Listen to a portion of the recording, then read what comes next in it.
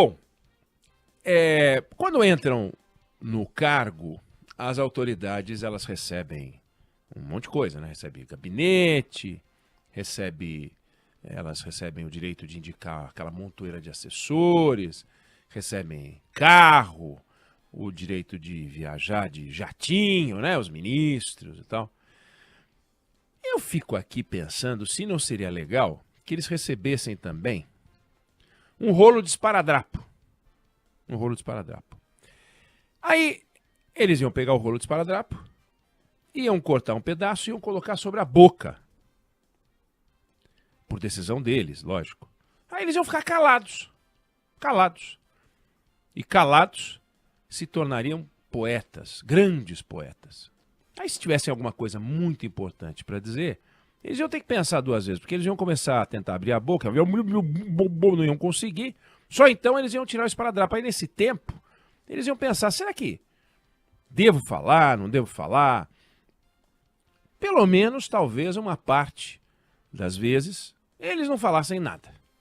E aí a sociedade ia ganhar, ao não ouvir uma grande bobagem. Uma bobagem que não contribui para o debate, uma bobagem que leva desinformação para a sociedade, uma bobagem que reforça a polarização, uma bobagem que não colabora para o Brasil melhorar.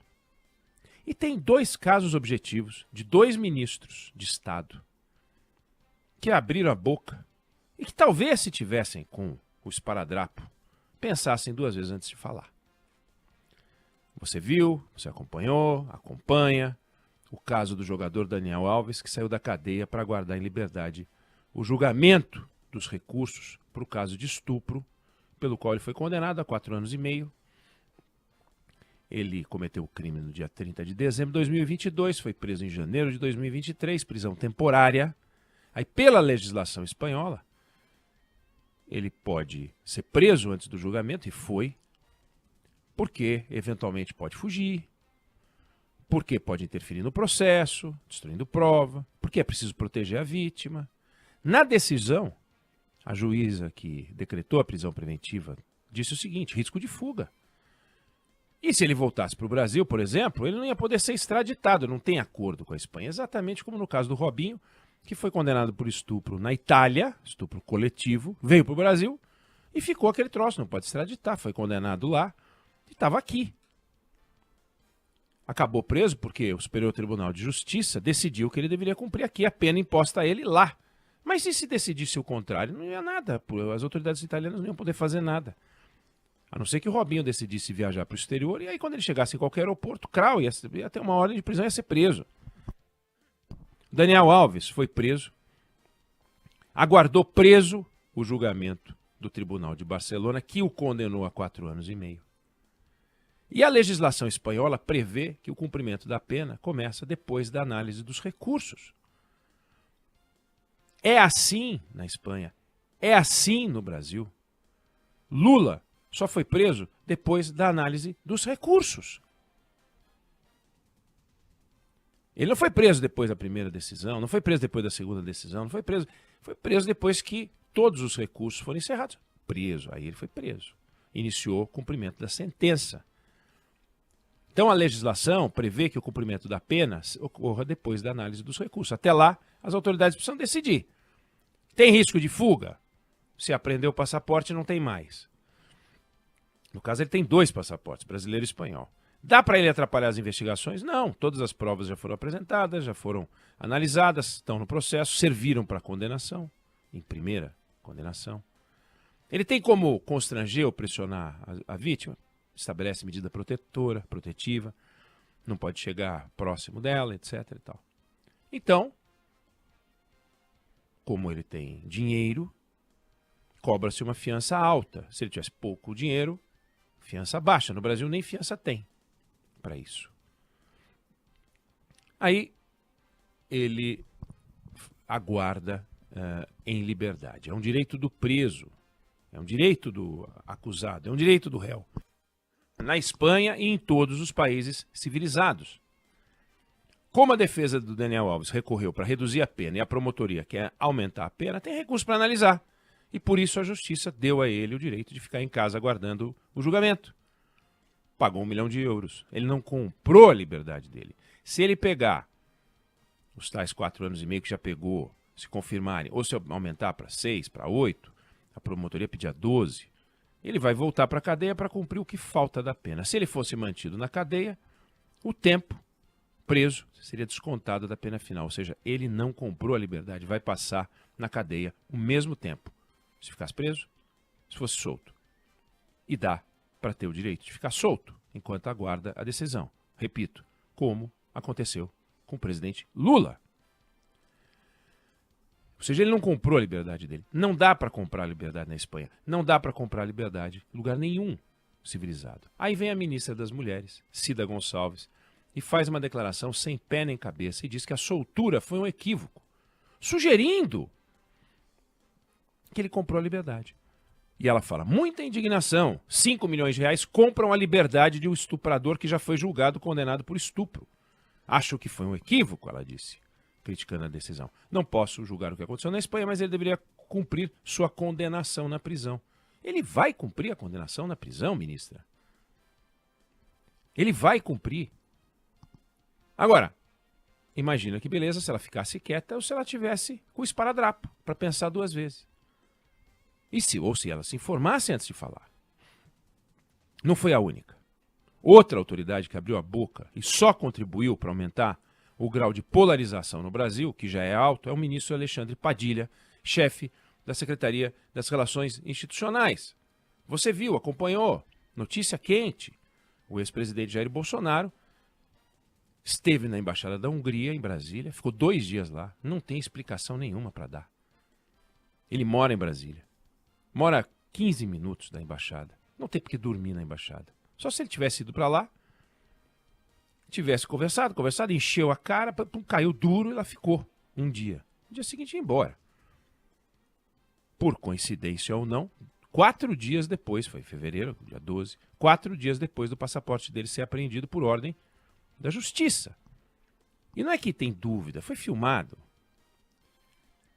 O Alexandre de Moraes agora deu 48 horas para ele explicar o inexplicável. Bolsonaro pensou em fugir do Brasil. Não é possível, é provável. Mas tinha uma ordem de prisão contra ele?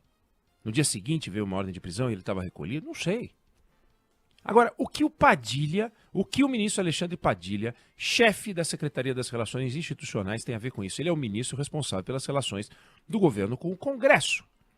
Aí resolve falar da estadia de Bolsonaro na Embaixada da Hungria, que não tem nada a ver com o Congresso. Dá para entender por que é tão criticado. Aí ele declara que o Bolsonaro é um fugitivo confesso. Ele disse que o Bolsonaro é um fugitivo confesso é zero surpresa. Ele mostrou mais uma vez seus planos de fugir. O que será feito a partir das imagens é uma questão que cabe ao Judiciário e à Polícia Federal. Para mim, ver o Bolsonaro mais uma vez como fugitivo confesso é zero surpresa. Se cabe ao Judiciário e à Polícia Federal, o que diabos o ministro das Relações Institucionais tem a ver com isso? Uma frase que só serve para manter a polarização acesa, uma frase que mostra que alguns políticos não sabem lidar com a vitória. Precisam ir lá espicaçar o derrotado. Bolsonaro é o derrotado. Chance de ouro para ficar quieto. Outro exemplo de serventia do esparadrapo a que me referi. No caso da ministra da Mulher, ela até poderia ter dito que aguardar em liberdade é um direito, na Espanha e no Brasil, que ela questiona. Volto a dizer, Lula teve esse direito. Ela poderia dizer que o Ministério das Mulheres torce para que a sentença final condenatória sirva de exemplo para o combate ao estupro, como a decisão do STJ que definiu que o Robinho deveria cumprir a pena no Brasil, talvez fosse uma discussão útil.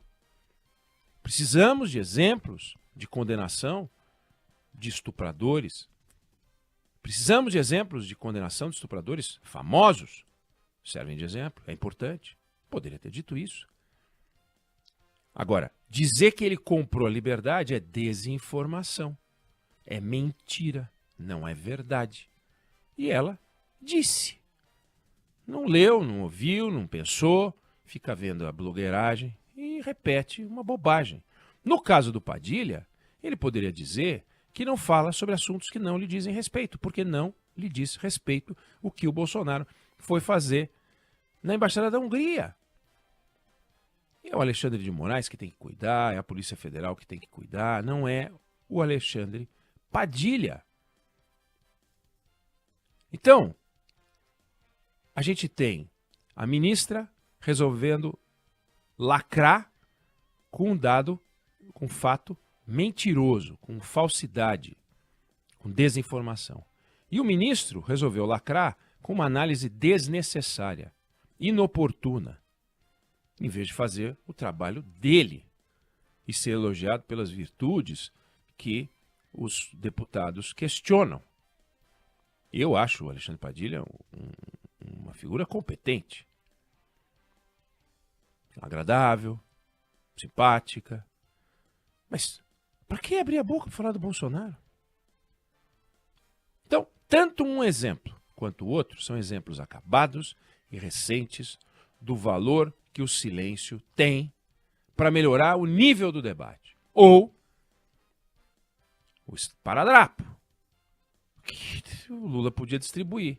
O Lula e o Bolsonaro não são bons exemplos, né? Porque também falam pelos cotovelos. Bolsonaro fazia isso na presidência, continua a fazer, e o Lula também. Mas eu trouxe dois exemplos quentes. Aconteceram agora. 2 ministros de Estado. Os dois colaborando com a desinformação e com a polarização.